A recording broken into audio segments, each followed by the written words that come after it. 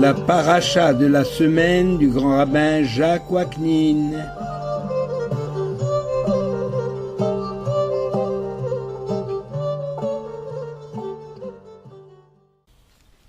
Chers amis, bonjour. La paracha Vayikra, le corps et l'âme. Le livre de Vayikra traite essentiellement du culte dans le temple, par le moyen des sacrifices. Ce terme de sacrifice, courant en français pour désigner l'abattage d'animaux en l'honneur de l'Éternel, ne rend pas la signification, c'est-à-dire dans la Bible, en l'honneur de l'Éternel. C'était en l'honneur de divinité de l'époque. Ce mot-là, donc, ne rend pas la signification du mot hébreu korban. Le mot sacrifice vient du latin qui veut dire le fait de rendre sacré quelque chose, alors que korban signifie littéralement rapprochement. Le korban est une offrande qui symbolise la volonté de l'homme de se rapprocher de Dieu, soit parce qu'il s'en est éloigné, soit par pur sentiment de reconnaissance. On s'éloigne de Dieu lorsque on transgresse sa volonté, ou lorsqu'on lui tourne le dos. En fait, le korban dépasse cet objectif immédiat d'être agréable à l'Éternel pour s'inscrire dans un cadre beaucoup plus large, celui du rayonnement du temple, dont la fonction essentielle est de répandre le flux divin dans l'univers. Faut-il rappeler que, selon la tradition, Jérusalem terrestre est le reflet de la Jérusalem céleste, d'où émane l'abondance et la bénédiction divine. Depuis la création, l'homme a senti le besoin de manifester sa reconnaissance à la divinité ou pour demander à Dieu de l'aide pour se protéger des éléments de la nature ou pour maîtriser la nature. Cette manifestation a pu prendre l'expression d'une louange ou d'une prière. À peine né le vendredi avant l'entrée du Shabbat, Adam, dans une louange à l'Éternel, et a chanté Mizmor Shir Yom HaShabbat. Et le korban apparaît très tôt dans la Torah à propos de Caïn et de Abel, qui furent les premiers à offrir un sacrifice à l'Éternel. On peut se poser des questions sur les motivations de l'homme lorsqu'il accomplit un tel geste. Cette notion de sacrifice n'a d'ailleurs rien perdu de son actualité. Elle continue de se manifester sous différentes formes. La notion de sacrifice prend sa naissance dans la conscience que l'homme a de son état d'infériorité par rapport au cosmos, aux éléments de la nature et à la fragilité de son existence éphémère. Il a peur pour sa santé, pour ses biens. D'ailleurs, l'homme orgueilleux, sûr de lui-même, n'aura jamais l'idée d'offrir un sacrifice. On pourrait réfléchir plus avant sur les motivations de l'homme qui se retrouvent dans bien des civilisations. Aujourd'hui, par exemple, on parle de sacrifice sur le plan social, sans aucune connotation religieuse. Ce sacrifice se rapproche davantage de la notion du don de soi, de la notion de dévouement, et comporte l'idée de gratuité d'un acte qui n'attend rien en retour. Il est généralement admis que les sacrifices humains, c'est-à-dire ce qu'on ferait des hommes, les sacrifices de vie, étaient l'expression la plus ancienne et la plus profonde du désir de l'homme de se rapprocher le plus possible de Dieu. La tradition juive rejette cette notion. Notre patriarche Abraham a été un précurseur. Il a substitué l'animal à l'homme. C'est d'ailleurs cette idée qui préside au sacrifice d'animaux. L'homme qui assiste à un sacrifice devant le Kohen, il devait penser que le sort de ce pauvre animal était celui qui lui était réservé à cause d'une faute commise. Mais quelle est la faute de l'animal offert en sacrifice? Comment justifier un tel acte? Si Dieu a inscrit le culte sacrificiel dans la Torah, qui est éternelle, avec une multitude de détails précis et tout un rituel assuré par les prêtres, c'est que justement, toutes ces prescriptions entrent dans le cadre général du but de la création pour la réalisation de la gloire de Dieu, de la créateur. Baruch Eloheinu shebaranu lichvodo, she'akol bara lichvodo. C'est ce qu'on chante. Nous n'avons pas attendu l'homme moderne pour reconnaître que ces pratiques ne sont pas unanimement acceptées de tout cœur et considérées comme des mesures transitoires. Elles sont considérées comme des mesures transitoires face à l'existence des pratiques idolâtres, comme le suggèrent certains de nos prophètes et de nos sages. Mais comment ces mêmes personnes, donc, qui rejettent ces sacrifices, cette notion de sacrifice, comment elles peuvent demeurer insensibles devant les hécatombes d'animaux pour leur nourriture ou pour leur confort?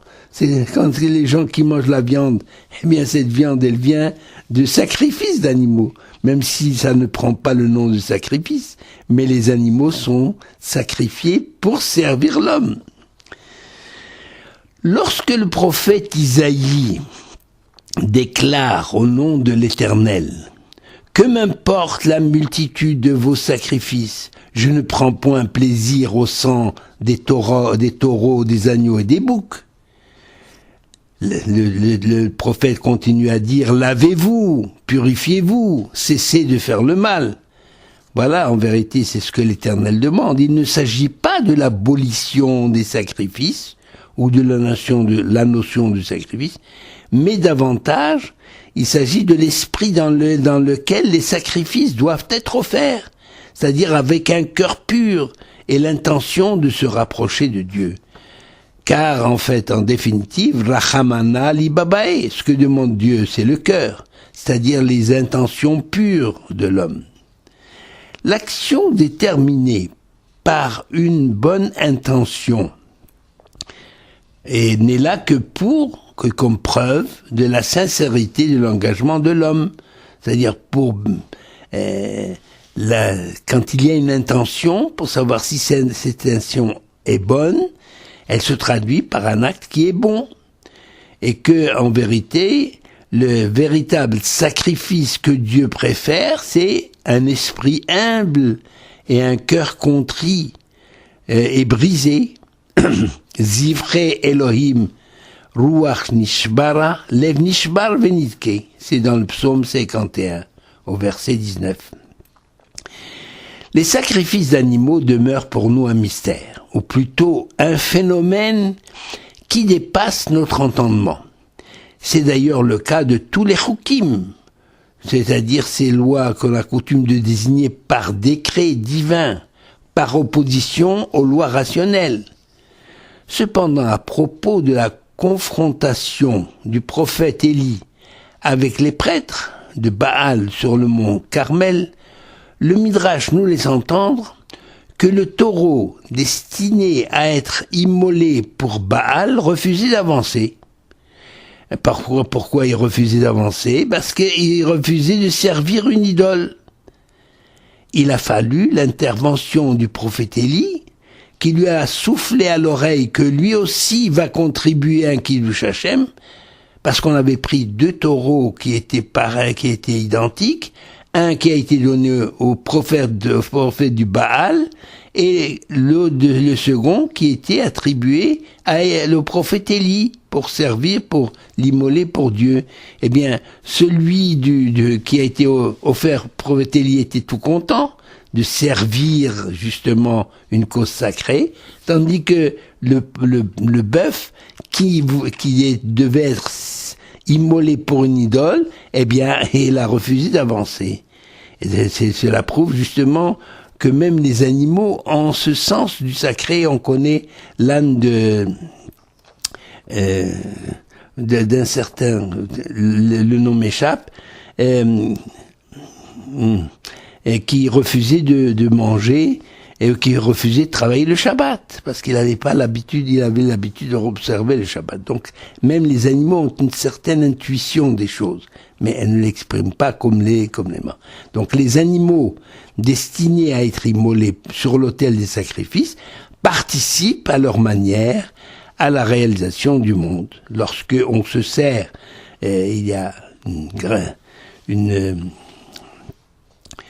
il y a des degrés dans la création. Il y a l'inerte, le domème, il y a le tsoméar, la végétation qui se nourrit du domème.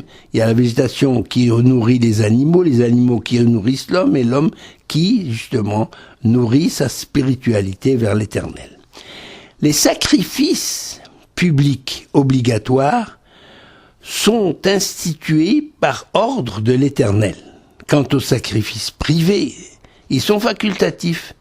C'est-à-dire même les offrandes présentées pour se faire pardonner une faute dépendent du bon vouloir de celui qui les offre.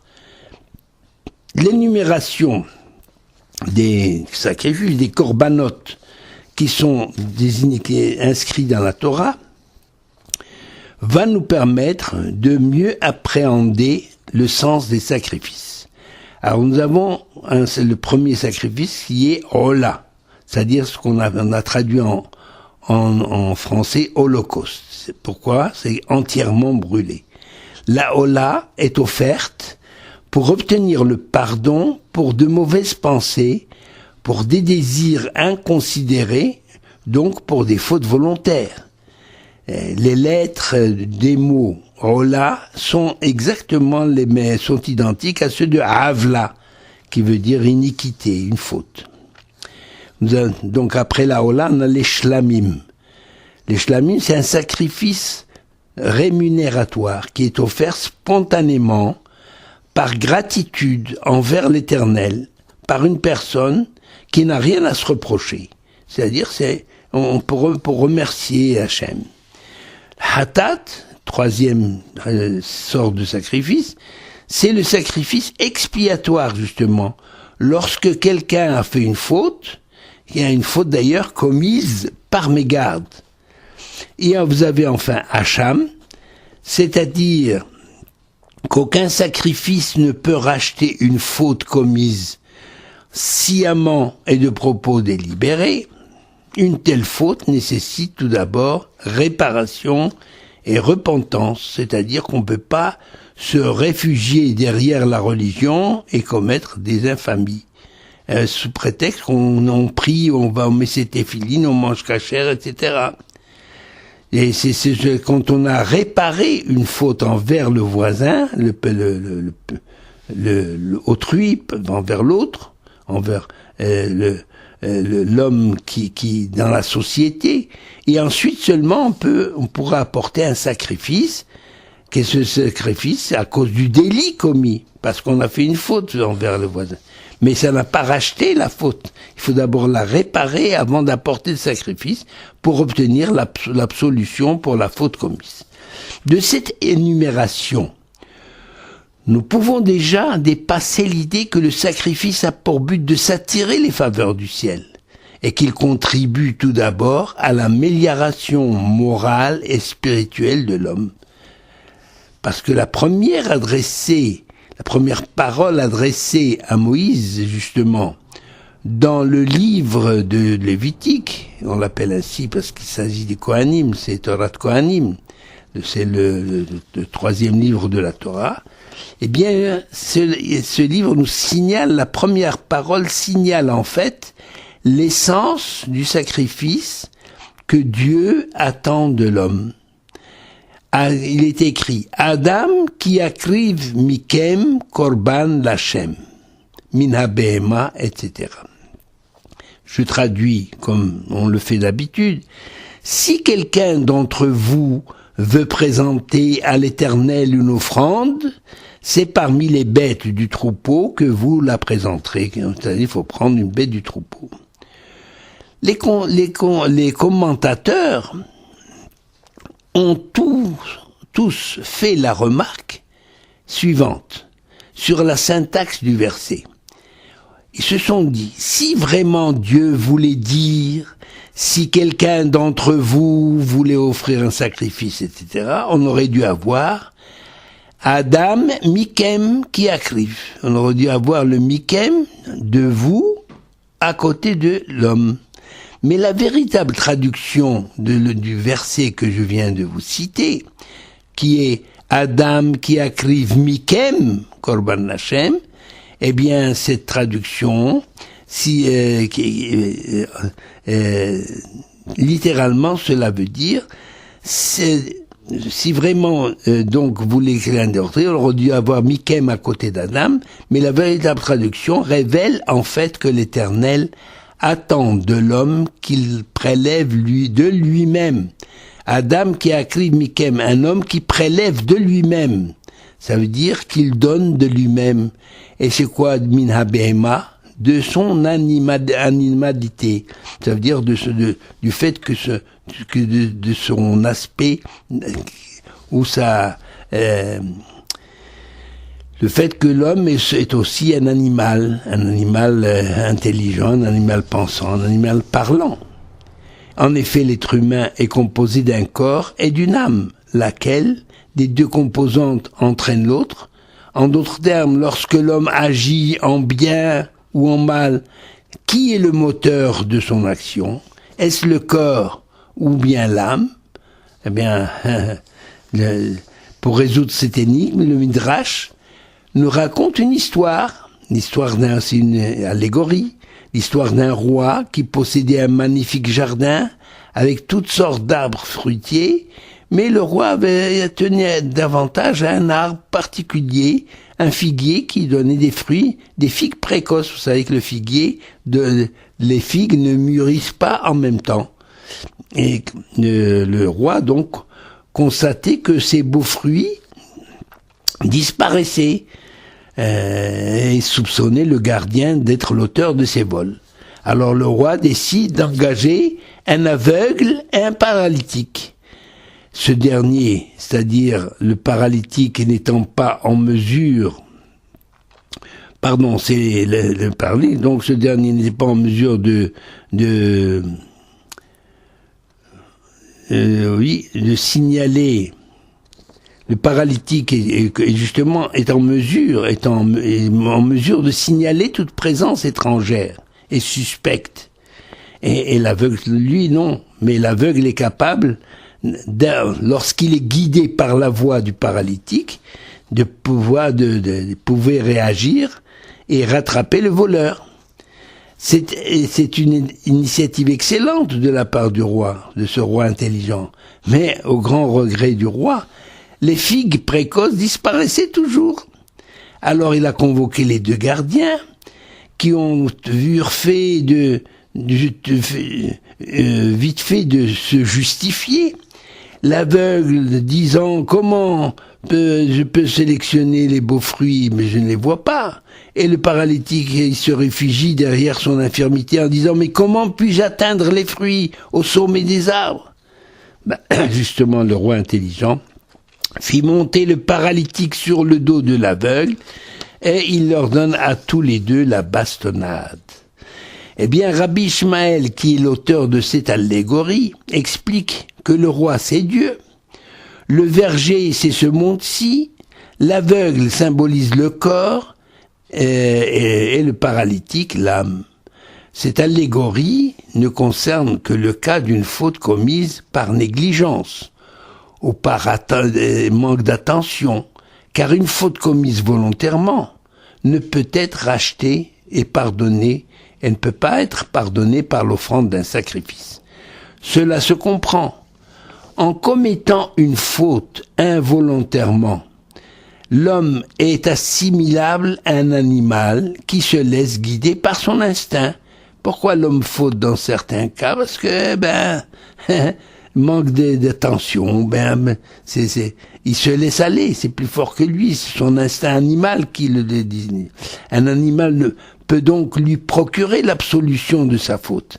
C'est pourquoi le passage parlant du Korban Khatat emploie le mot de Nefesh, et une âme, et non pas Adam, et non pas un homme, parce qu'un homme, ça se maîtrise. Un homme est capable de réfléchir, un homme est capable de résister.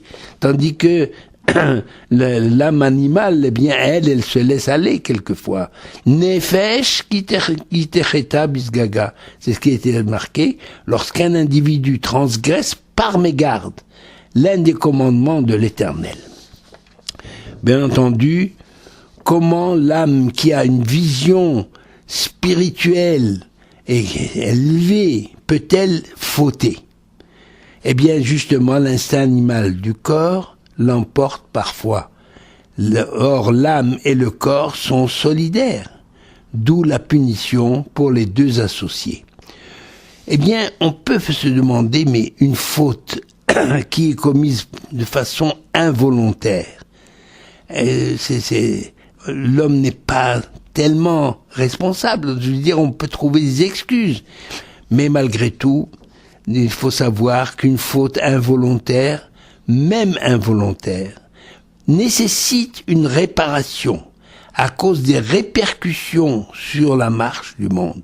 Et même simplement, si on prend l'exemple dans la vie courante, on fait un geste et on casse quelque chose vous êtes dans un musée, vous cassez un objet précieux, vous avez fait, c'est un acte qui est, on peut pas vous accuser d'avoir fait exprès, ou d'avoir eu l'intention de nuire, non, mais malgré tout, le vase est cassé, et il faut le réparer, et c'est une perte énorme. Donc ici, lorsque même une faute est involontaire, la Torah exige de la réparer, parce qu'une faute étant réparée, l'âme retrouve sa sérénité et le monde son harmonie. Beracha ve'hatzlacha.